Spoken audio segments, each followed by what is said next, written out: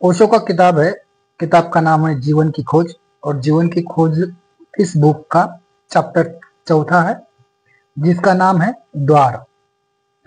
मेरे प्रिय आत्मन, बीती 2 दिनों में हमने सत्य की तलाश में 2 सीढ़ियों की बातें की है।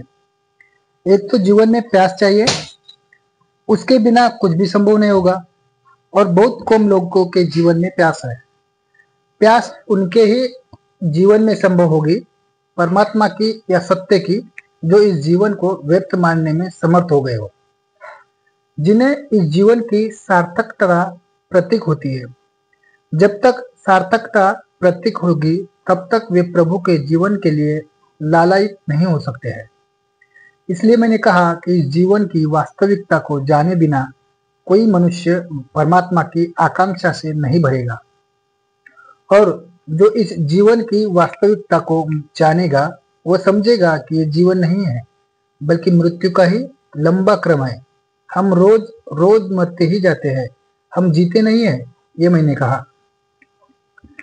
दूसरी सीढ़ी में हमने विचार किया कि यदि प्यास हो, तो क्या अकेली प्यास मनुष्य को ईश्वर तक ले जा सकती है? निश्चित ही प्यास हो सकती है, और मार्ग गलत हो सकता है। उस स्थिति में प्यास तो होगी, लेकिन मार्ग गलत होगा, तो जीवन और असंतोष और असंताप से और भी दुख और भी पीड़ा से भर जाएगा। साधक अगर गलत दिशा में चले, तो सामान्य जन से भी ज्यादा पीड़ित हो जाएगा।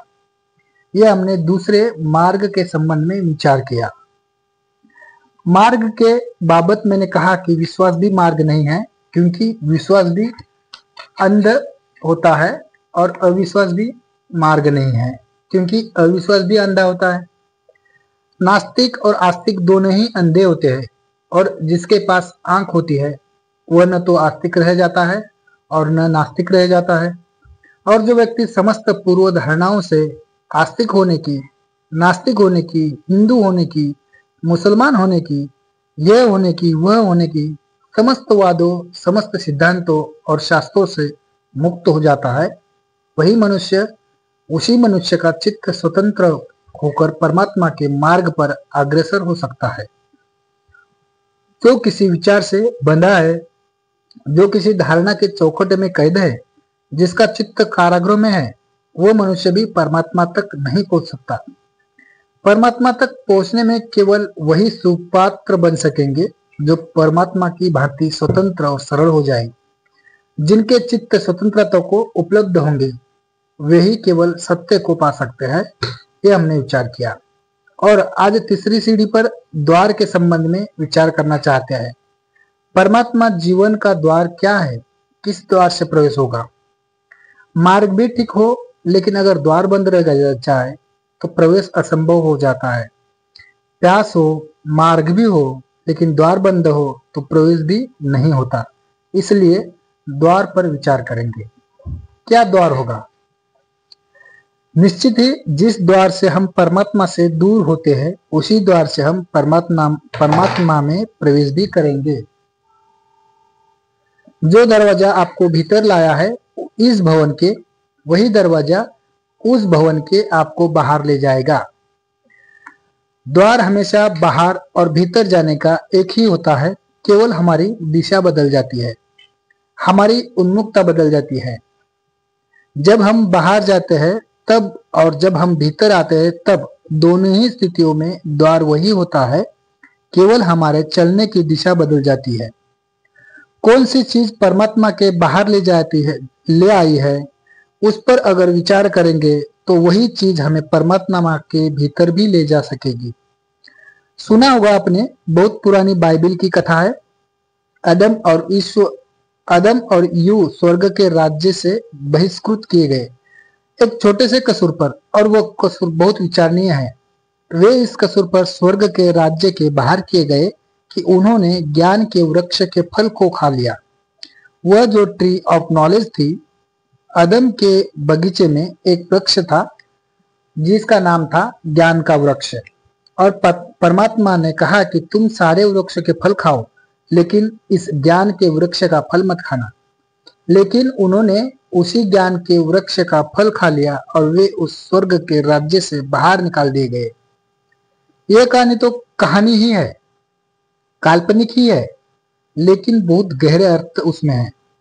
मनुष्य का निष्कासन हुआ है परमात्मा से ज्ञान के फल के कारण, और अगर मनुष्य अपने ज्ञान को छोड़ने में समर्थ हो जाए तो वो परमात्मा में पुनः प्रवेश पा सकता है।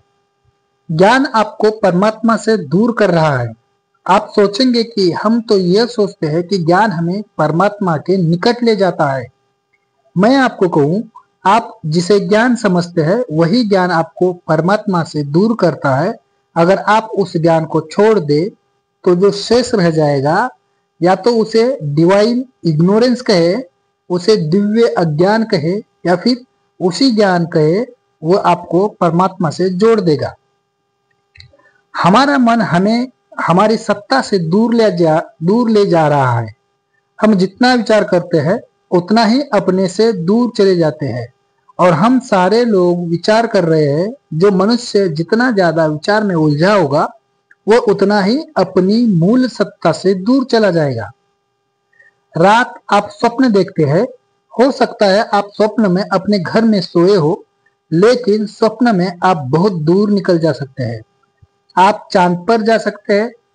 जागकर आप पाएंगे आप अपने झोपड़े में पड़े थे, लेकिन स्वप्न में आप चांद पर चले गए थे। तो आपके घर और चांद के बीच की जो दूरी थी वो आपके स्वप्न में ने पैदा कर दी थी।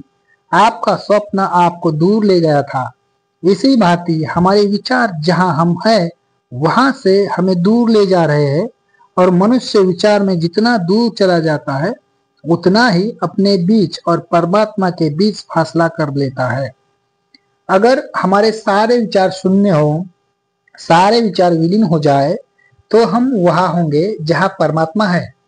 इसलिए परमात्मा की प्रार्थना में या परमात्मा के ध्यान में और कुछ भी करने की बात नहीं है। कोई मनुष्य अगर सारे विचार छोड़ने में समर्थ हो जाए तो वह प्रभु में प्रवेश पा जाएगा। विचार के द्वार से हम परमात्मा से बाहर हुए हैं। विचार के द्वार से ही वापस लौटकर हम परमात्मा में प्रविष्ट हो सकते हैं। मैंने सुना है, एक कहानी मैंने सुनी है, एक आदमी को यह ख्याल हुआ कि मैं दुनिया का अंत खोजने जाऊं। उसने सोचा कहीं न कहीं दुनिया का अंत जरूर होता होगा, कहीं न कहीं दुनिया जरूर समाप्त होती होगी। वह आदमी खोजने गया। उसने बहुत वर्षों यात्रा की। उसके मित्रों ने, उसके प्रियजनों ने उसे रोका था, इस यात्रा पर मत जाओ, पता नहीं दुनिया कहीं समाप्त होती हो या न होती हो। लेकिन उस आदमी ने कहा, जब दुनिया है तो कहीं जरूर शुरू होती होगी और कहीं जरूर समाप्त होती होगी। वो इस जिद पर, इस तर्क पर दुनिया के अंत की खोज में चला गया। उसने बहुत यात्राएं की। वो युवा निकला था और बूढ़ा हो गया। थक गए उसके पैर। उसका मन भी घबराने लगा कि पता नहीं दुनिया का अंत आएगा या पहले मेरा अंत आ जाएगा। लेकिन अंततः बहुत थका हुआ, बहुत यात्रा करने के बाद वो एक जगह पहुंचा जहां एक तख्ती पर लिखा हुआ था, हियर एंड्स द वर्ल्ड। वहां लिखा हुआ था, यह दुनिया समाप्त हो जाती है। वहां तो कोई भी नहीं था। वहां तो गहरा सन्नाटा था। सिर्फ एक छोटा सा मंदिर था और वह तख्ती लगी हुई थी। वह तख्ती से आगे बढ़ा और थोड़ी ही दूर जाकर उसने पाया कि दुनिया वहां समाप्त हो गई है। वहां सीमा रेखा आ गई है और उस तरफ तो क्यास है। उस तरफ तो कुछ भी नहीं है। अराजकता है। वहां तो निराकार, अंधकार, शून्य फैला हुआ है। उसे झांक कर देखा, उसने प्राण कंप गए। अगर आपने किसी पहाड़ से झांक कर देखा तो प्राण कंप जाते हैं। उसने तो वहां से खड़े होकर देखा जहां दुनिया समाप्त हो जाती थी। वहां अनंत खड्डा था और नीचे कोई तल नहीं था। वहां ऊपर भी अनंत था और वहां भी कोई तल नहीं था। वह आगे भी शून्य था और कोई तल नहीं था। उसने झांक कर देखा, उसके प्राण कांप गए। वो वापस भागा हुआ आया। वो मंदिर के द्वार पर जाकर गिर पड़ा। पुजारी ने उसे उठाया और उस पुजारी ने पूछा कि क्या हुआ। उसने कहा, मैं दुनिया के अंत पर पहुंच गया था, मेरे प्राण कंप रहे हैं, मैं बहुत घबरा हुआ हूं। उस पुजारी ने कहा, अगर तुम उस जगह जहां सब समाप्त हो जाता है कूद जाते हो तो तुम्हें वह मिल जाता जहां सब शुरू होता है। अगर तुम उस अनंत गड्ढे में कूद जाते जहां दुनिया समाप्त हो जाती है, तो तुम्हें परमात्मा मिल जाता।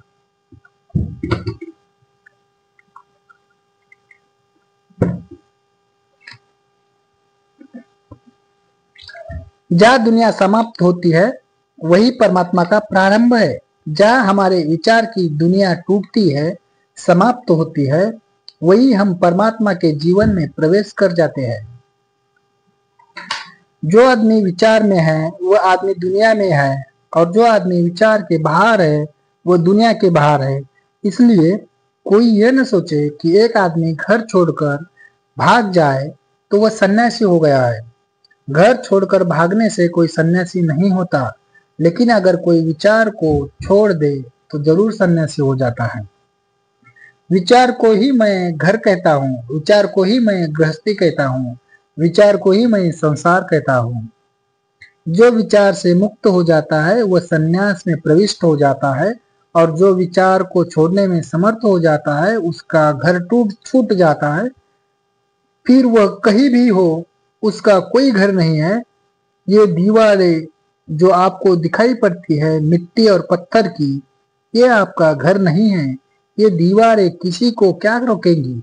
आपके घर है, आपके विचार और विचारों की दीवारें वे आपको रोके हुए हैं। तो मैं आपको कहना चाहूंगा आज इस चर्चा के में कि विचार से मुक्त हो जाना द्वार है। और फिर विचार हमारे बहुत है। जन्म जन्मों से, परंपराओं से, सदियों सदियों से विचार का शोषण हुआ है। हमने विचार सीखे हैं, हमने विचार इकट्ठे किए हैं। विचार की परत परत हमारे पर विचार की परत परत हमारे मन पर इकट्ठी हो गई है। बहुत धूल इकट्ठी हो गई है, उसकी बहुत दीवारें बन गई है। अगर हम अपने भीतर जाएंगे तो सिवाय विचार के हमको कुछ भी नहीं मिलेगा। यह आपने सुना होगा, लोग कहते हैं, पुराने ग्रंथ कहते हैं, पुराने ऋषि कहते हैं, अपने भीतर जाओ तो वहां आत्मा के दर्शन होंगे। कभी आप अपने भीतर गए? अगर आप अपने भीतर जाएंगे तो वहां विचारों के दर्शन होंगे, आत्मा का कोई दर्शन नहीं होगा। जब भी आप भीतर जाएंगे आपको विचारों के दर्शन होंगे, आत्मा वात्मा का कोई दर्शन आपको नहीं हो सकता। ये विचारों की ही परतें इतनी ज्यादा है, ये विचारों की लहरें ही इतनी ज्यादा है कि जब तक इनको प्रवेश करके भीतर न जाए, जब तक आत्मा का दर्शन नहीं हो सकता, आप करीब करीब थोड़ा बहुत घूम कर वापस लौट आएंगे, विचारों को अनुभव करके वापस लौट आएंगे। जैसे समुद्र पर बहुत लहरें हो, बहुत तूफान आया हो और कोई आदमी जाए और उन लहरों को ही समुद्र मानकर वापस लौट आए, वैसे ही गलती आपकी हो जाएगी।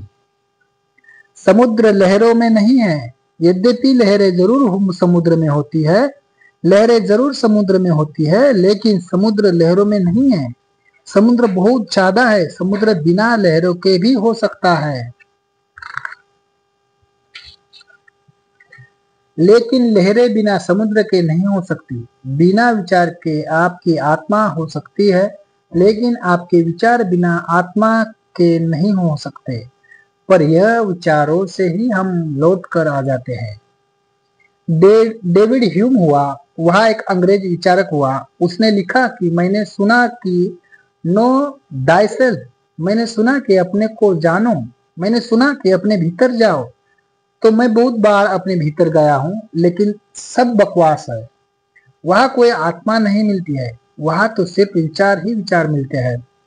कभी इस विचार से टकरा जाता हूँ, कभी उस विचार से, कभी स्मृति से, कभी उस कल्पना से, कभी यह वासना, कभी वह विकार। इन्हीं से टकरा कर वापस लौट आता हूँ।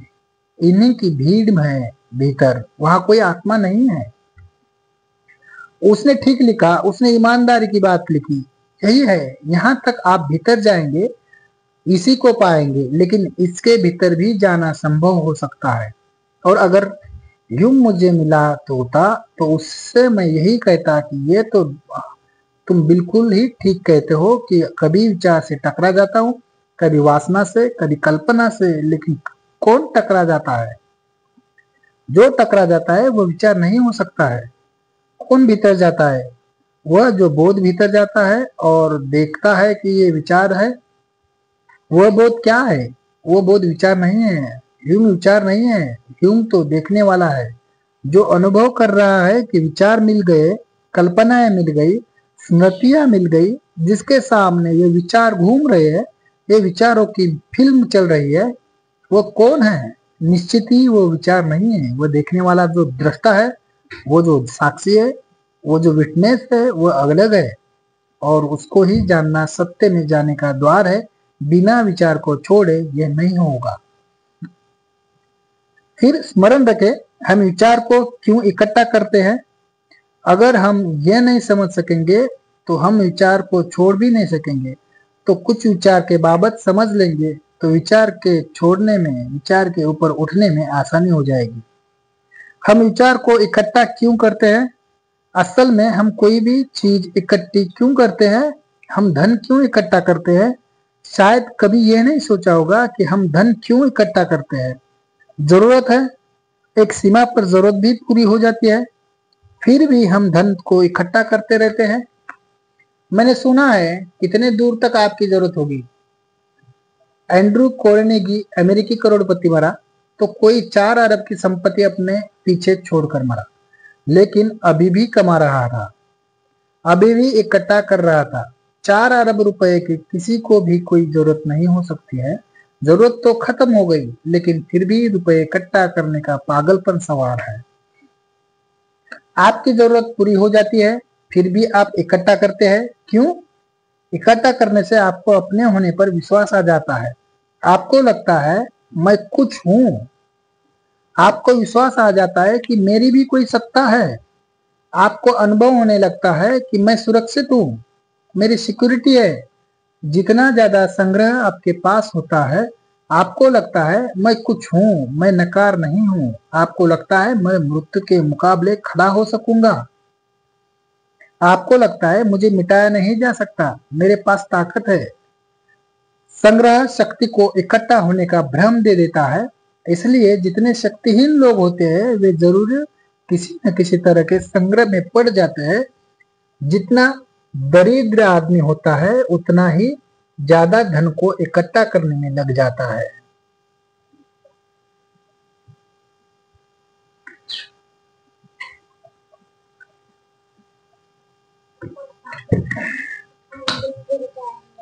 अरे बाप रे,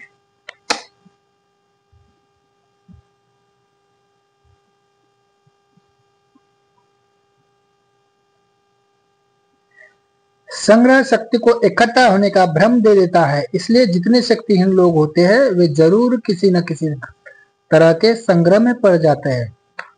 जितना दरिद्र आदमी होता है उतना ही ज्यादा धन को इकट्ठा करने में लग जाता है, क्योंकि दरिद्रता को छिपाने का कोई और रास्ता नहीं है। दरिद्रता को छिपा लेने का और कोई रास्ता नहीं है सिवाय उसके कि धन का संग्रह इकट्ठा हो जाए। तो हम भूल जाएंगे कि हम दरिद्र है, लेकिन दरिद्रता मिटेगी नहीं। धन दरिद्रता को कभी न मिटाया और है और न कभी मिटा सकता है। कितना ही धन इकट्ठा हो, आप अगर दरिद्र है तो दरिद्र रहेंगे। और बिल्कुल ही आपके पास धन न हो, अगर आप भीतर समृद्ध है तो आप समृद्ध रहेंगे। इसलिए दुनिया में यह अद्भुत घटना घटी है कि बादशाह यहाँ दरिद्र देखे गए हैं और जहाँ दरिद्र भी बादशाह देखे गए हैं। एक फकीर एक गांव के एक रास्ते पर खड़ा था और उसने कहा कि मेरे पास कुछ पैसे हैं और मैं ये पैसे इस नगर के सबसे गरीब आदमी को देना चाहता हूँ। तो गांव के सारे लोग इकट्ठे हो गए। जो बहुत गरीब थे उन्होंने आकर कहा कि हमें दे दो। गरीबों ने दावा किया कि हम सबसे ज्यादा गरीब है, हमें मिल जाए। उस फकीर ने कहा कि रुपए तो मैं जरूर दूंगा, किसी न किसी गरीब को मुझे देना है, लेकिन सबसे बड़े गरीब को देना है। तो अभी जब सबसे बड़ा गरीब आएगा तो मैं दे दूंगा। तो भिकमंगे से भिकमंगे लोग आए। गांव में एक अंधा, लंगड़ा, अपाहिज भिकमंगा था, जिसके पास कुछ भी नहीं था, जिसके कपड़े भी नहीं थे, जो बिल्कुल नंगा पड़ा रहता था। वो भी घिसटता हुआ आया और उसने कहा कि मुझे दे दो, अब मुझसे ज्यादा दरिद्र आदमी और कहाँ मिलेगा। उस फकीर ने कहा, ठहर जाओ दरिद्रो ठहर जाओ, सबसे बड़ा दरिद्र आ जाए तो मैं उसे दूंगा। अब तो गांव में उससे बड़ा दरिद्र कोई भी नहीं था, लेकिन तभी राजा की सवारी निकली और उस फकीर ने अपने पैसे उस राजा की सवारी के ऊपर फेंक दिए। उस राजा ने कहा, ये क्या है, रुपए क्यों मेरे पास फेंके। और वे भिखमंगे चिल्लाने लगे कि तुमने तो वायदा किया था हम सबसे गरीब आदमी को दे देंगे और तुमने राजा को रुपए दे दिए। उस फकीर ने कहा, इससे ज्यादा दरिद्र, इससे ज्यादा गरीब, इससे ज्यादा निर्धन इस गांव में और कोई भी नहीं है। क्यों? क्योंकि इसे कितना भी मिल जाए इसकी दरिद्रता पूरी नहीं होती। ये अभी और चाहता है, उसे अभी और चाहिए। जो आदमी जितना ज्यादा मांग रहा है वो उतना ज्यादा दरिद्र है, वो उतना ज्यादा भीतर भूखा है, उतनी ज्यादा भीतर उसके अभिप्सा है। संग्रह को इकट्ठा करने की इच्छा और वासना है, उतनी महत्वाकांक्षा है। तो जो बहुत दरिद्र होता है वो बहुत धनिक होने की कोशिश में लग जाता है, ताकि जब धन उसके पास हो जाएगा तो वो अपनी आंखों में ये विश्वास कर ले कि मैं दरिद्र नहीं हूं। और इसी भांति जो बहुत अज्ञानी होता है वह विचारों को इकट्ठा करने में लग जाता है, ताकि विचारों के संग्रह से ज्ञान का भ्रम पैदा हो जाए, ताकि बहुत विचार उसके पास हो, बहुत से शास्त्र उसके पास हो जाए, बहुत से पाठ उसके कंठस्थ हो जाए, तो उसे यह भ्रम पैदा हो जाए कि मैं जानता हूं। अज्ञान काटता है, अज्ञान अहंकार को चोट पहुंचाता है। ये जानना कि मैं नहीं जानता हूं बड़ा कष्टपूर्ण है। तो फिर विचारों को इकट्ठा कर लेता है आदमी और उन उद्धार विचारों को जो हमेशा दूसरों के होते हैं उनको अपना मान लेता है और कहता है ये मेरे विचार है।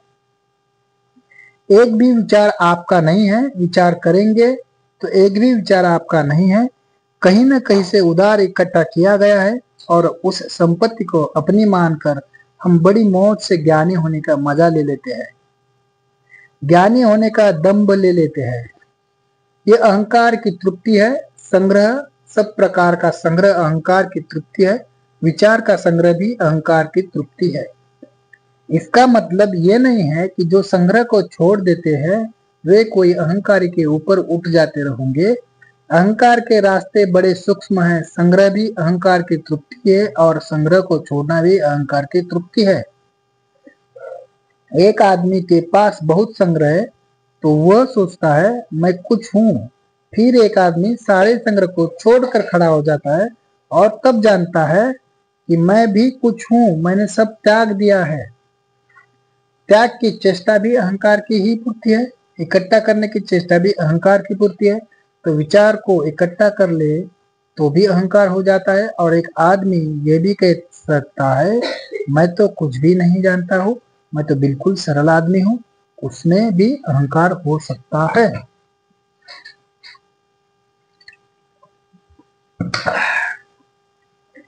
सवाल हमेशा दावे का है। जहां दावा है वह अहंकार है। जब संग्रह और सब संग्रह का त्याग अहंकार के ही तराजू पर दोनों पलड़े झूलते रहते हैं, अहंकार का कांटा दोनों पलड़ों को जाता रहता है। तो मैं ये कहना चाहता हूं कि जब तक आपको ये न दिखाई पड़े कि अपने अज्ञान को छिपाने के लिए आप विचारों का संग्रह कर रहे हैं, तब तक आप विचारों से मुक्त नहीं हो सकते। अगर आप भीतर थोड़ा देखें, आप क्या जानते हैं? आत्मा के संबंध में जानते हैं? ईश्वर के संबंध में जानते हैं? नहीं जानते। लेकिन गीता को जानते हैं, कुरान को जानते हैं, बाइबिल को जानते हैं, महावीर को जानते हैं, कुंद कुंद को जानते हैं और न मालूम किस किस को जानते हैं। इनको जानने के कारण आपको यह भ्रम होता है कि मैं जानता हूं।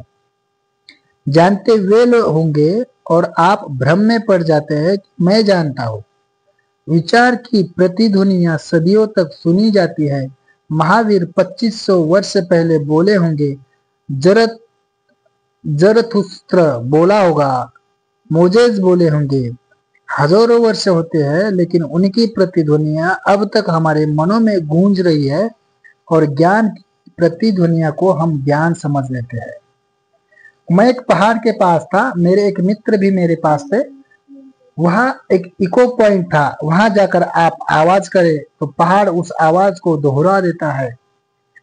मेरे मित्रों ने आवाज की, पहाड़ ने आवाज दोहरा दी, लेकिन हमने तो आवाज की थी, पहाड़ ने कोई आवाज नहीं की।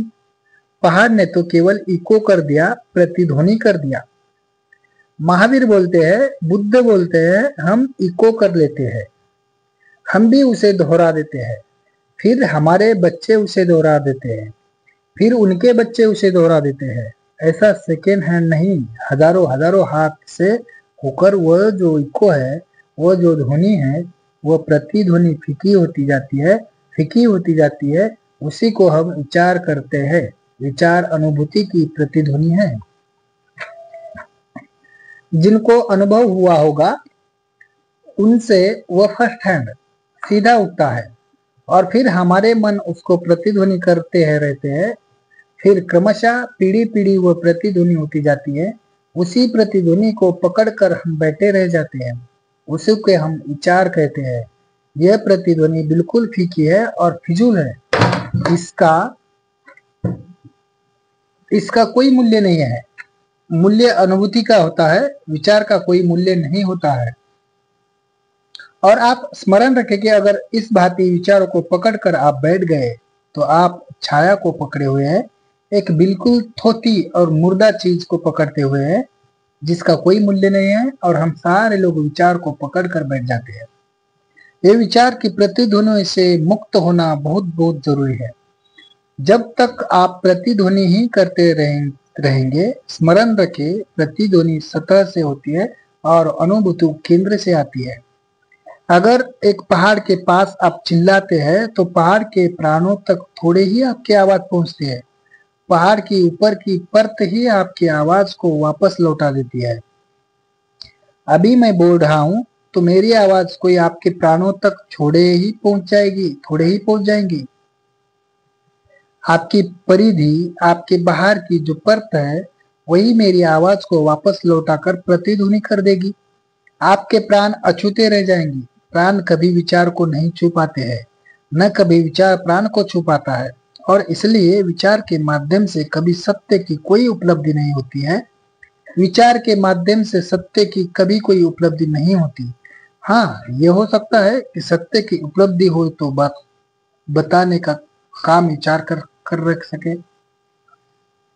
विचार अभिव्यक्ति का माध्यम हो सकता है, मीडियम ऑफ एक्सप्रेशन हो सकता है, लेकिन उपलब्धि का मार्ग नहीं है। विचार बताने का मार्ग हो सकता है, लेकिन पाने का मार्ग नहीं है। सत्य को कोई पा ले तो विचार से कह सकता है, लेकिन विचार के द्वार कोई सत्य को नहीं पा सकता। लेकिन ये भूल हो जाती है, ये हमको भूल हो जाती है कि हम विचार के द्वार सत्य को पालेंगे। इसलिए हम सारे लोग जो सत्य में उत्सुक होते हैं, वे विचार का संग्रह करने लगते हैं। विचार का संग्रह घातक है, और जो विचार के संग्रह के भ्रम में पड़ जाएगा, वो कुछ प्रतिध्वनियों को पकड़कर बैठा रह जाएगा और जीवन उसका व्यतीत हो जाएगा।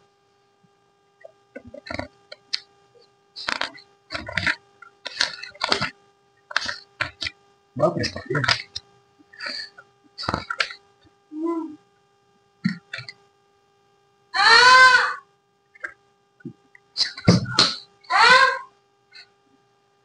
ये प्रतिध्वनियां आपकी नहीं है, ये जानना चाहिए। ये प्रतिध्वनियां कितने ही बड़े लोगों की हो, इनका कोई मूल्य नहीं है। ये प्रतिध्वनियां ही है, और आप जब तक प्रतिध्वनि करते रहेंगे तब तक आप एक यंत्र की भांति है। आपका अपना कोई जीवन नहीं है, और ये इतना अपमानजनक है कि मैं प्रतिध्वनि करता रहूं, दूसरे लोगों को इको करता रहूं, दूसरे लोग बोले और मैं उनको दोहराता रहूं, मैं रिपीट करता रहूं। ये कितना अपमानजनक है। एकाध अनुभूति तो मेरे भीतर से आनी चाहिए, जिसे मैं कह सकूं कि ये मेरी है और मैं इसे किसी से दोहरा नहीं रहा हूं। ये मेरे मन में आकर किसी की आवाज नहीं है, ये मेरी आवाज है, ये मेरे भीतर से आ रही है। मेरे प्राणों से ये निकला है। कागज के फूल होते हैं, हम उन्हें ऊपर से चिपका लेते हैं। असली फूल होते हैं, वे भीतर से आते हैं, उनकी जड़ें होती है। ये आपके जो विचार है सब कागज के फूलों की भांति है। ये ऊपर से आपने चिपका लिए है, न इनसे सुगंध आ सकता है, न इनमें प्राण है। लेकिन इन फूलों को अगर फूल मान लिया तो जीवन व्यर्थ हो जाएगा। और असली फूल को आपको भीतर से आ सकते हैं। जिनके बीज आपके भीतर थे, उतने ही जितने कि महावीर और बुद्ध, कृष्ण और क्राइस्ट के भीतर है, वही प्राण आपके भीतर भी बैठा है। वही परमात्मा आपकी गहराई में भी मौजूद है, जो उन्हीं फूलों को पैदा कर सकता है। उन्हीं फूलों को, उन्हीं ध्वनियों को, उन्हीं सीधे अनुभवों को आपके भीतर भी जन्माया जा सकता है। लेकिन आप कागज के फूल लगाकर चुप बैठ जाएंगे तो वे बीज पड़े रह जाएंगे और कभी फूल नहीं बन सकेंगे। इन कागज के फूलों को हटा देना जरूरी है, ताकि आपका मन मुक्त हो जाए, खुल जाए और आप अपने बीजों पर मेहनत कर सके। जो दूसरों के विचारों पर विश्वास कर दे लेता है, वह अपनी अनुभूति को जगाने का ख्याल ही भूल जाता है। इसलिए मैंने कहा कि विचार मार्ग नहीं है। स्वभावतः ख्याल उठेगा, तब क्या अविचार मार्ग है? क्या जड़ अज्ञानी जिसके भीतर कोई विचार नहीं उठते, उसने सत्य को पा लिया है? क्या एक आदमी मूर्छा में पड़ा हो, मारफिया में पड़ा हो, तो उसने सत्य को पा लिया है, क्योंकि उसके भीतर कोई विचार नहीं उठ रहे। स्वभावतः ये मुझसे जगह जगह पूछा जाता है कि आप कहते हैं कि विचार से सत्य नहीं मिल सकता, तो क्या अविचार से सत्य मिलेगा? जो जड़ बुद्धि है उसको सत्य मिल गया है, या एक आदमी बेहोश पड़ा हुआ है उसको सत्य मिल गया है, या एक आदमी मूर्छित हो गया है, नशा कर लिया है, उसको सत्य मिल गया है? निश्चित ही जब मैं कहता हूँ विचार मार्ग नहीं है, तो मेरा मतलब ये नहीं है कि अविचार मार्ग है। अविचार भी मार्ग नहीं है, लेकिन विचार मार्ग नहीं है इसके कारण बहुत से इस बात के प्रचार के कारण कि विचार मार्ग नहीं है, अगर यह प्रचारित हो जाए, अगर ये ख्याल में आकर जाए, तो हम सोचते हैं अविचार को साध ले तो फिर सत्य मिल जाएगा। अविचार के साधने से भी सत्य नहीं मिलता है। अविचार के साधने के अनेक अनेक प्रयोग जारी दुनिया में प्रचलित हुए हैं। जितने प्रकार के कंसंट्रेशन है, जितने प्रकार की एकाग्रताएं है, जब अविचार का मार्ग है, अगर कोई मनुष्य अपने मन को किसी एक चीज पर बहुत गहराई से जबरदस्ती जमा ले, थोड़ी देर में उसके विचार खो जाएंगे। लेकिन विचार ही नहीं खोएंगे, थोड़ी देर में उसका होश भी खो जाएगा, वो मूर्छित हो जाएगा। जितने कंसंट्रेशन के प्रकार है, अगर एक आदमी सूरज की तरफ आंखें खोलकर खड़ा हो जाए और सूर्य को देखता रहे, आप लक देखता रहे, टकटकी लगाकर देखता रहे, तो थोड़ी देर में मूर्छित होकर गिर जाएगा। एक आदमी अगर दिए के पास बैठ जाए और उसकी लौ को बिना आंख को झपकाए 5 मिनट तक देखता रहे, वह अपने आप ही वही सो जाएगा। एक आदमी बैठा हुआ घंटे भर तक राम राम राम राम करता रहे, बिल्कुल दूसरे विचार को भीतर न घुसने दे, राम की ही ध्वनि को दोहराता रहे, जब करता रहे, जिसे जब कहते हैं घंटे भर में मूर्छित हो जाएगा। इसलिए मूर्छित हो जाएगा कि कोई भी एक चीज अगर चित्त को पकड़ ले तो चित्त उससे बोर हो जाता है, बोर्डम पैदा हो जाती है, घबराहट, बेचैनी, परेशानी पैदा हो जाती है। उस परेशानी में एक ही रास्ता रह जाता है कि चित्त सो जाए। आप बच्चों को सुलाते हैं, एक गीत की कड़ी को दोहरा लेते हैं, उसी कड़ी को बार बार दोहराते हैं, बच्चा थोड़ी देर में सो जाता है। आप सोचते होंगे कि आपके संगीत के कारण सो रहा है। एक ही कड़ी को बार बार सुनने से उसके भीतर बोर्डम पैदा होता है, उसका चित्त घबरा जाता है, ऊब जाता है, ऊबने की वजह से नींद आ जाती है।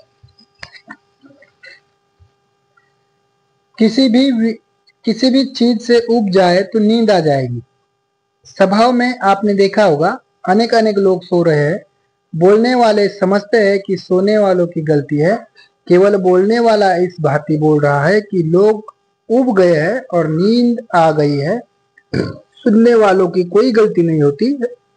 वो बोलने वाला उस भांति बोल रहा है कि लोग ऊब गए हैं, ऊब की वजह से नींद आ रह गई है।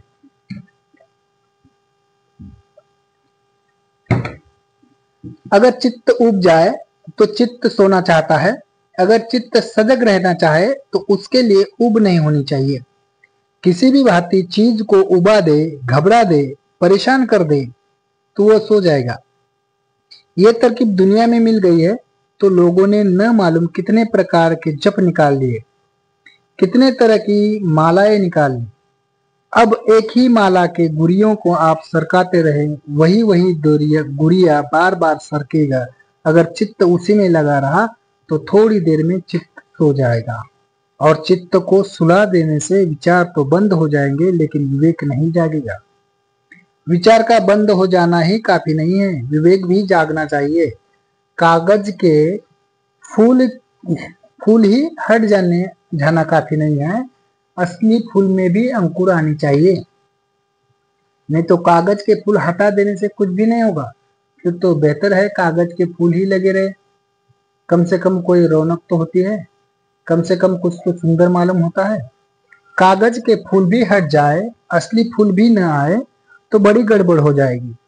अविचार साधने के बहुत उपाय सारी दुनिया में चले। आपको पता होगा, साधु सन्यासियों ने वेद के समय से लेकर सोमरस से लेकर गांजे तक सबका उपयोग किया है, सिर्फ इसलिए कि किसी भांति विचार बंद हो गए। अभी अमेरिका में और नए नए सोमरस के प्रयोग है, लिसर्जिक एसिड है, मेस्कलिन है, इनके इंजेक्शन है। मेस्कलिन का इंजेक्शन ले ले 6 घंटे तक चित्त बिल्कुल सो जाता है, परिपूर्ण शांति हो जाती है, विचार बंद हो जाते हैं। 6 घंटे के बाद आप उठकर कहेंगे बड़ा आनंद था, क्योंकि न कोई विचार थे, न कोई चिंता थी, न कोई पीड़ा थी। सारी दुनिया में साधुओं का बहुत सा हिस्सा अफीम और गांजे का उपयोग इसलिए करता रहा है कि विचारों को बंद करने में ये उपयोगी है। और अफीम और गांजा जो करते हैं वही कंसंट्रेशन भी करते हैं। नाम का जप हो, दिए का ध्यान हो, सूरज की तरफ आंख लगाई हो, प्रातः किया हो, कुछ भी किया हो, ये सारी तरकीबें चित्त को सुला देने की, मूर्छित कर देने की है।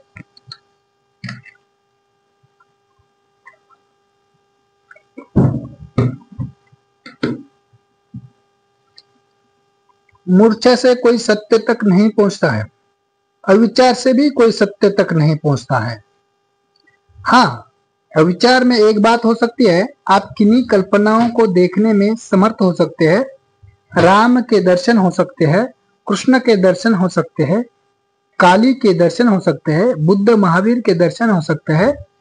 जब चित्त बिल्कुल मूर्छित होता है तब अगर कोई कल्पना बहुत गहरी मन में बैठी हो तो वह रूप लेने लगती है और स्वप्न बन जाता है, लेकिन यह कोई सत्य का दर्शन नहीं है। सत्य के दर्शन के लिए विचार तो जाने चाहिए, लेकिन विवेक जगना चाहिए। इसलिए अविचार भी कोई मार्ग नहीं है, मात्र विचार कर लेना कोई मार्ग नहीं है। आप मूर्छित हो जाएंगे, बेहोश हो जाएंगे। बेहोशी से कुछ उपलब्धि नहीं है, जड़ता पैदा हो जाएगी। और इसलिए आपने देखा होगा, जितने लोग इस तरह के जब इस तरह की एकाग्रताएं या कंस्ट्रक्शन या कंसंट्रेशन करने का प्रयोग या कंसंट्रेशन करने का उपयोग करते हैं, ये सब तरकीबें अपने को मूर्छित करने की है, दुनिया से अपने को भुला देने की है। दुनिया की परेशानी भूल जाएगी अगर हम मूर्छित हो गए। इसलिए आदमी शराब पीता है, और शराब पीने में और मंदिर जाकर प्रार्थना करने में बहुत फर्क नहीं है। बुनियाद में दोनों इंटॉक्सिकेट है।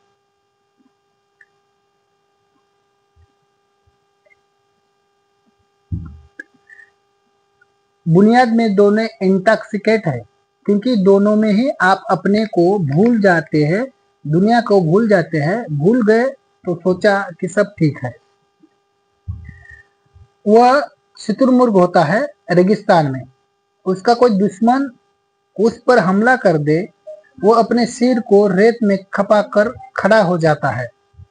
दुश्मन दिखाई नहीं पड़ता, वो शुतुरमुर्ग समझता है दुश्मन नहीं है। जो नहीं दिखाई पड़ता वो खत्म हो गया। अगर दुनिया का बोध मिट जाए, अगर दुनिया का बोध मिट जाए तो हम समझते हैं कि दुनिया खत्म हो गई। अगर हमें चिंताएं भूल जाए तो हम समझते हैं कि चिंताएं नष्ट हो गई। लेकिन जैसे ही हम बाहर आएंगे उस नशे के, प्रार्थना के, भजन के, कीर्तन के, अब सारी दुनिया में यह है कि लोग झांझ मंजीरा पीट कर नाच रहे हैं, कूद रहे हैं। नाचने कूदने से, मंजीरा बजाने से, चिल्लाने से, ढोल पीटने से, धुआं करने से बेहोशी आती है। अगर एक बंद कमरे में बहुत धुआं कर दिया जाए, उदबत्तियां जला दी जाए, धूप जला दी जाए, खूब ढोल बजाए जाए और मंजीरे पीटे जाए, घंटे बजाए जाए, लोग नाचे और कूदे और चिल्लाए, तो थोड़ी देर में अपने आप मूर्छित हो जाएंगे। इस मूर्छा में, इस बेहोशी में वे समझेंगे कि कोई साक्षात हो रहा है, कोई सत्य मिल रहा है। ये सब बेवकूफियां बहुत प्रचलित है, लेकिन इनसे कोई सत्य को कभी उपलब्ध नहीं होता है और न हो सकता है। इसलिए अविचार भी कोई मार्ग नहीं है। न तो विचार कोई मार्ग है, न अविचार कोई मार्ग है। तो निश्चित ही मुझसे पूछा जाएगा कि फिर मार्ग क्या है? निर्विचार होना मार्ग है। निर्विचार बड़ी अलग बात है, अविचार बड़ी अलग बात है। विचार दूसरों के होते हैं, उनके बंद कर दे और सो जाए तो अविचार हो जाते हैं। विचार दूसरों के होते हैं, वे विलीन हो जाए और आपका बोध परिपूर्ण सजग हो, मूर्छा न हो, तो जो स्थिति होती है वह निर्विचार होती है। वह निर्विचार सजगता की स्थिति होती है, वह थॉटलेस अवेयरनेस की स्थिति होती है। विचार तो कोई नहीं होता, लेकिन आप जगे हुए होते हैं। चित्त पर कोई विचार नहीं होता, लेकिन आप परिपूर्ण होश में होते हैं, बेहोश नहीं होते। आप जान रहे होते हैं। एक मुसलमान फकीर और कवि हुआ, हफीज। हफीज का नाम शायद आपने सुना हो। शायद पर्शिया में उससे कीमती काव्य और किसी व्यक्ति ने नहीं लिखा है, और शायद उससे गहरी अनुभूति जमीन पर बहुत थोड़े लोगों को हुई होगी।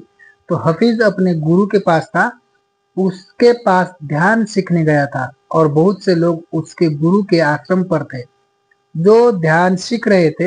एक अंधेरी अमावस की रात उसके गुरु ने कहा कि आज मेरे सारे शिष्य इकट्ठे हो गए जाए और वो ध्यान को बैठे। आधी रात गए, ध्यान शुरू हुआ। कोई घंटे, 1.5 घंटे बाद उसके गुरु ने कहा था उन लोगों से कि विचार को तो शांत कर लेना, लेकिन होश को सजग रखना। सो मत जाना, क्योंकि सो जाना कोई ध्यान नहीं है।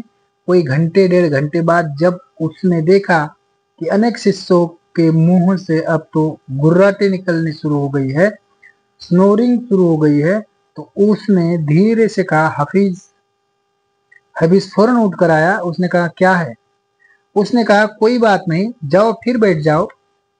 उसके बाद उसने दूसरे शिष्य का नाम लिया, लेकिन उठकर हफीज ही आया। उसके बाद उसने थोड़ी देर बाद फिर तीसरे शिष्य का नाम लिया, लेकिन उठकर हफीज ही आया।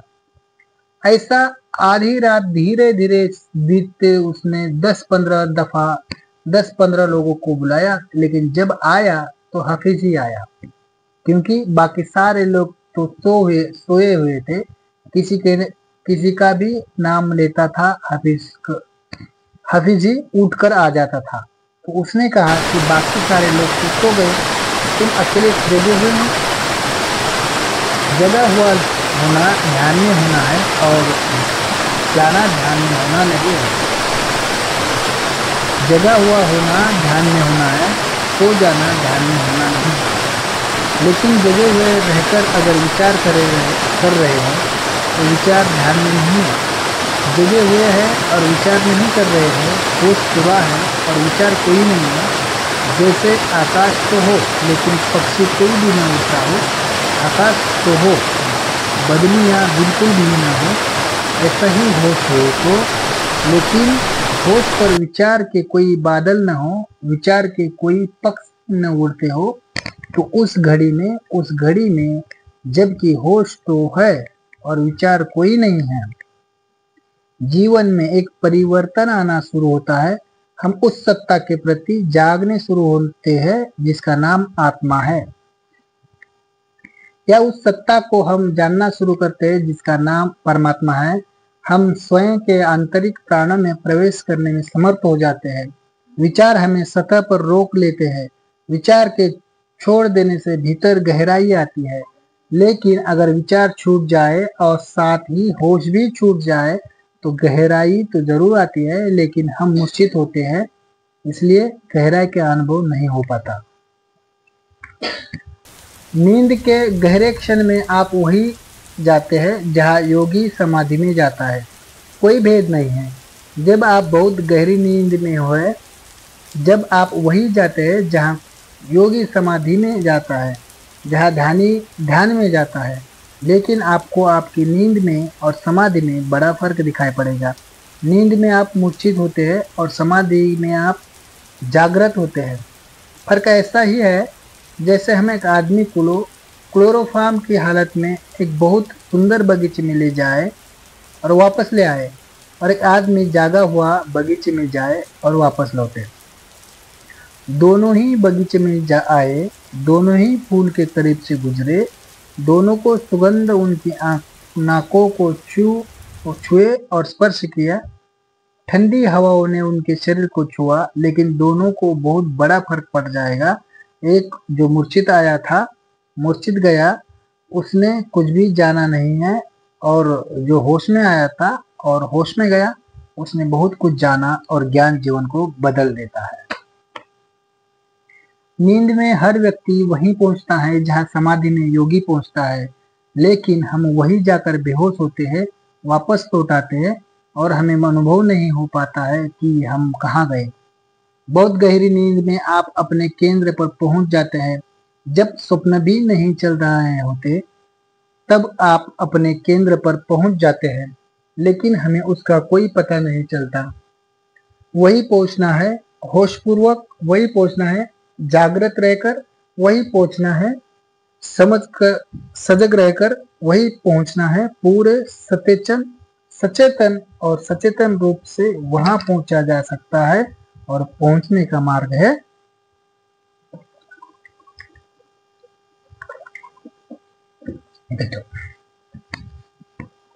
द्वार निर्विचार सजगता है।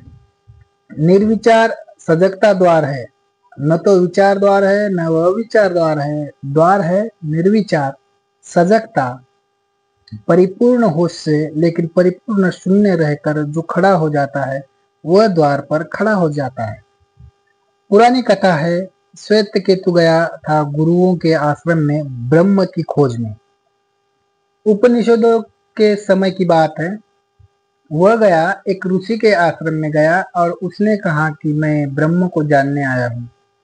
उसके गुरु ने कहा, सच में ही तुझे ब्रह्म जानना है तो यहाँ गुरु के आश्रम में आने की क्या जरूरत थी? अगर ब्रह्म जानना है तो यहाँ गुरु के आश्रम में जाने की क्या जरूरत थी? यहाँ तो हम विचार सिखाते हैं, शास्त्र सिखाते हैं। उसने कहा, फिर मैं कहाँ जाऊं? उसके गुरु ने कहा, तू ऐसा कर, अगर तेरी हिम्मत है, अगर तेरा साहस है, अगर तू जीवन लगाने को राजी है, तो इस आश्रम की 400 गौए हैं, उन्हें तू ले जा और दूर जंगल में चले जाना, इतने दूर जहाँ कोई मनुष्य ना हो और जहाँ मनुष्य की कोई आवाज और विचार ना पहुंचता हो। और जब ये गौओं को लेकर तू वहां रहे, तो एक ही काम करना, गौओं की सेवा करना, होशपूर्वक रहना और विचार मत करना। जब ये गौएं 400 की 1000 हो जाए, उनके बच्चे हों और ये 1000 की संख्या पर पहुंच जाए, तब तू वापस लौट आना। श्वेत केतु ने कहा, मैं जाता हूँ। वह उन गौओं को लेकर 400 गौओं को लेकर अब वे कब हजार होगी कुछ नहीं कहा जा सकता। कितने उसमें से मर जाएंगी, कितने बच्चे बचेंगे, क्या होगा, कितने वर्षों में ये वे हजार हो जाएंगी, उसे कुछ पता नहीं है। वो युवक उन गौओं को लेकर उन वन में चला गया, बहुत दूर वन में चला गया, जहाँ कोई मनुष्य नहीं, मनुष्य का कोई विचार नहीं, गौएं थी और वह था। थोड़े दिन पुराने विचार मन को आते रहते रहे होंगे, घर के, परिवार के, सुने हुए, समझे हुए, लेकिन अगर विचार को नया भोजन न मिले तो पुराने विचार बहुत जल्द ही घिस पिट कर नष्ट हो जाते हैं। जैसे पुराने सिक्के चलते चलते खराब होकर व्यर्थ हो जाते हैं, लेकिन नए सिक्के उनकी जगह भर देते हैं और सिक्के हमेशा चलते रहते हैं, वैसे ही चित्त में पुराने विचार घिस घिस कर नष्ट होते हैं, लेकिन नए नए उनकी जगह लेते जाते हैं। आप जरा ख्याल करें, 10 साल पहले जो विचार आपके भीतर चलते थे अब नहीं चलते होंगे।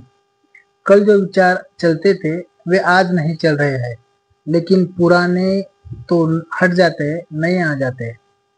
वो युवक वहां चला गया, उसने नए विचार का घोषणा नहीं किया। वो युवक वहां चला गया, उसने नए विचार का ए दूध आले दूध आन दररोज लावून दे। वो युवक वहां चला गया, उसने नए विचार का पोषण नहीं किया, चुपचाप था। काम ऐसा था, उसमें बहुत विचार की जरूरत न थी। सेवा करता था गौओं की, चुपचाप पड़ा रहता था, तारे देखता था, सूरज देखता था, तड़कता देखता था, झरनों पर नहा लेता था, सो जाता था, गौओं की सेवा करता था, उन्हीं के बीच टिक कर उन पर ही सिर टेक कर रात को विश्राम कर दे देता था।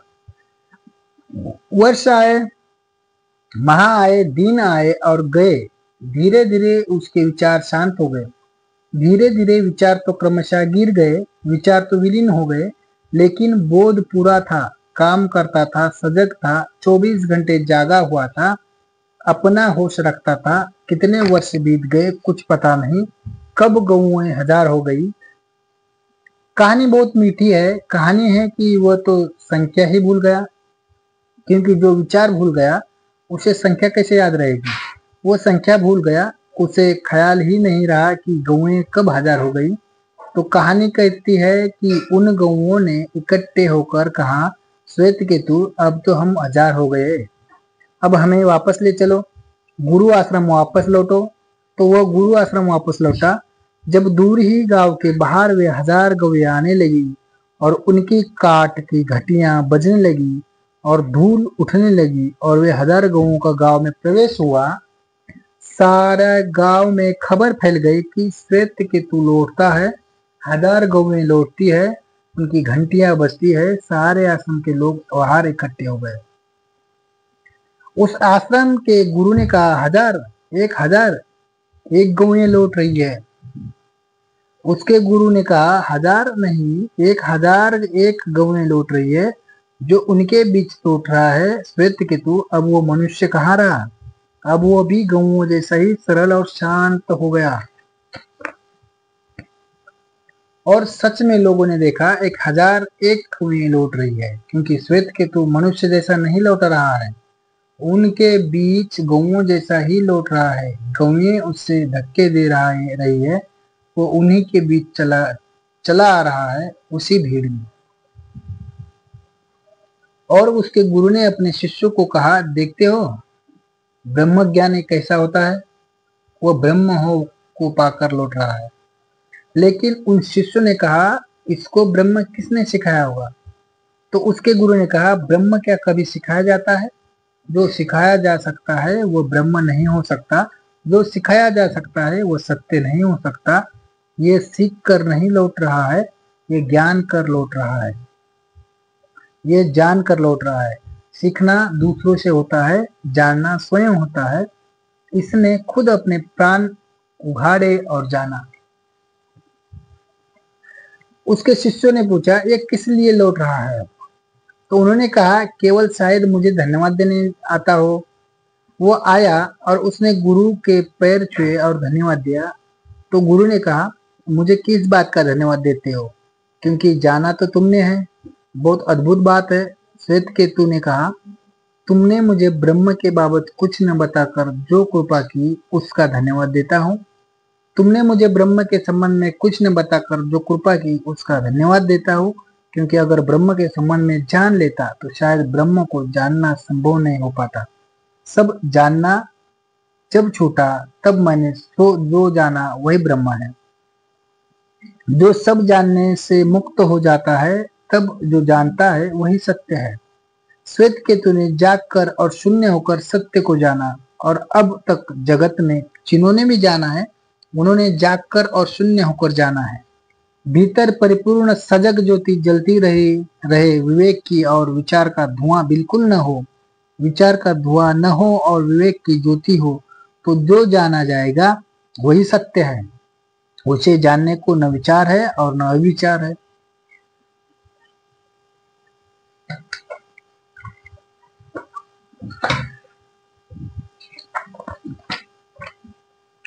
इसलिए न तो विचार को संग्रह करना है जैसा पंडित करता है, न विचार को मूर्छित करना है जैसा बहुत से तथाकथित साधु और सन्यासी करते हैं। विचार को जाने देना और विवेक को आने देना है। विवेक हमारा स्वरूप है, विचार हम पर आक्रमण है बाहर का। विचार विजातीय है, फॉरेन है। विवेक हमारा स्वरूप है। विवेक जगना चाहिए और विचार जाना चाहिए। द्वार पर आप पहुंच जाएंगे। जैसे विवेक जाएगा उसकी हम कल चर्चा करेंगे, क्योंकि वही प्रवेश है। 4 हिस्सों में मैंने चर्चा को रखा, आकांक्षा, मार्ग, द्वार और प्रवेश। द्वार है विचार शून्य हो और सजगता पूर्ण हो, होश पूरा हो और विचार कोई न हो रह जाए, तो आप द्वार पर खड़े हो गए। अब प्रवेश कैसे होगा, वह सजगता कैसे पूर्ण होगी, उसकी चर्चा हम कल करेंगे। कल हम विचार करेंगे कैसे सजगता पूरी हो सकती है और कैसे प्रवेश हो सकता है। प्रवेश के अतिरिक्त परमात्मा में कभी पूरा पहुंचना नहीं होता। असल में प्रवेश ही पहुंचना है। लोग कहे कि हम परमात्मा को पा लिए हैं तो गलती हो जाएगी, क्योंकि पा लेने का अर्थ पा लेने का अर्थ हुआ कि परमात्मा कोई छोटी सीमित चीज है कि अपने उसको पा लिया। कोई सागर को कभी पाता है? सागर में कूदता भर है, प्रवेश भर करता है। सागर को पाया नहीं जा सकता। हाँ, मटकी भर पानी हो तो उसको पाया जा सकता है, सागर को नहीं पाया जा सकता।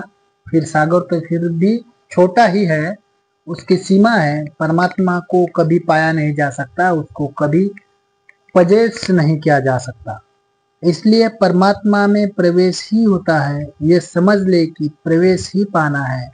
परमात्मा पर कभी अधिकार नहीं होता कि कोई आदमी कहे कि मैंने परमात्मा को पा लिया। अगर कोई कभी ऐसा कहे तो समझना कि परमात्मा में से उसका कोई दूर का भी कोई संबंध नहीं है। परमात्मा में सिर्फ प्रवेश होता है। जैसे बूंद सागर में गिरती है, वैसे ही व्यक्ति की चेतना परमात्मा की चेतना में गिर जाती है। यही पाना है, यही प्रवेश है। इसलिए मैं अंतिम चरण में प्रवेश की बात करूंगा, उपलब्धि की बात नहीं करूंगा। उपलब्धि का अर्थ बहुत छोटा होता है, चीजें पाई जा सकती है। परमात्मा में तो केवल प्रवेश होता है। कोई प्रेम को कभी नहीं पाता, प्रेम में प्रवेश करता है, और कितना ही प्रवेश करता जाए प्रेम की और नई नई दिशाएं खुलती चलती जाती है। परमात्मा में कोई कितना ही प्रवेश करता जाए तब भी पाता है कि जो प्रवेश किया वह कम, जो शेष है वह बहुत ज्यादा है। इसी अर्थ में परमात्मा अनंत है। अनंत का अर्थ है कि उसमें प्रवेश ही प्रवेश है। उपलब्धि पूरी कभी नहीं है। उपलब्धि केवल उसी की पूरी होती है जिसकी कोई सीमा हो, जो कहीं समाप्त हो जाता हो। इसलिए परमात्मा कभी उपलब्ध नहीं होता है। परमात्मा में केवल प्रवेश होता है। इस प्रवेश की हम कल चर्चा करेंगे। आज मैंने जो कहा है, निर्विचार सजगता, थॉटलेस अवेयरनेस या कंटेंटलेस कॉन्सनेस, कोई कंटेंट न हो, कोई विचार न हो, मात्र चेतना रह जाए, ये द्वार है। वह चेतना कैसे रह जाए उसका हम कल विचार करेंगे। मेरी बातों को प्रेम से सुन रहे हैं, समझने की कोशिश कर रहे हैं। आशा करता हूँ कि शायद कोई बात आपकी समझ का हिस्सा बन जाए, तो आप एक दूसरे व्यक्ति हो सकते हैं। मेरे धन्यवाद को स्वीकार करें। सबके भीतर बैठे परमात्मा को प्रणाम करता हूँ, मेरा प्रणाम स्वीकार करें।